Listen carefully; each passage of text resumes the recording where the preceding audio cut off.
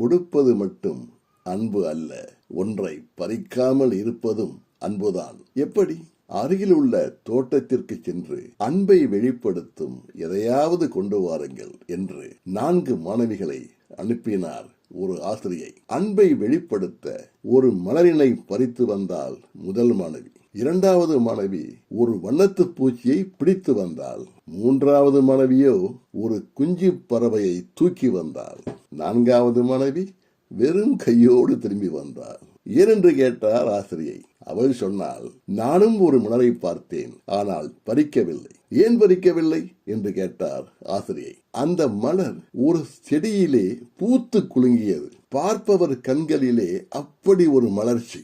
அந்த செடி, அந்த மலர், அந்த மலர்ச்சி அப்படியே இருக்கட்டும் என்று விட்டுவிட்டேன். வண்ணத்து பூச்சியை பார்த்தாயா என்று கேட்டார் ஆசிரியை. அதையும் பார்த்தேன், ஆனால் அதை பிடிக்கவில்லை என்றால் அந்த 4வது மாணவி. ஏன் என்று கேட்டார் ஆசிரியை. அந்த வண்ணத்து பூச்சி அழகாயிருந்தது.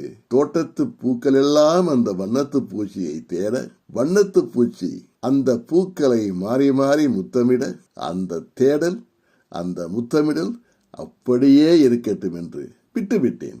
குஞ்சு பறவை ஒன்றை பார்த்தாயா என்று கேட்டார் ஆசிரியை. அதையும் பார்த்தேன், ஆனால் அதனை நான் தூக்கவில்லை. ஏனென்று கேட்டார் ஆசிரியை. அந்த குஞ்சு பறவை அங்கும் இங்கும் ஓடி மறைந்து தாய் பறவையை தவிக்க விட்டது.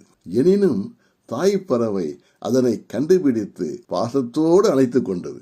அந்த பாசத்திலும் தவிப்பிலும் ஓர் இனம் புரியா அன்பு வெளிப்பட்டது. அந்த அன்பு அப்படியே இருக்கட்டும் என்று விட்டுவிட்டேன். அந்த மாணவியை அப்படியே அணைத்துக் கொண்டு ஆசிரியை சொன்னார், அன்பு என்றால் இதுதான்.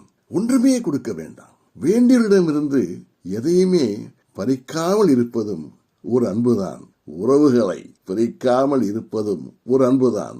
அன்பின் வடியது உயர்நிலை. அகதில்லார்க்கு என்பதோல் போர்த்த உடம்பு திருக்குறள் என்பது. நன்றி.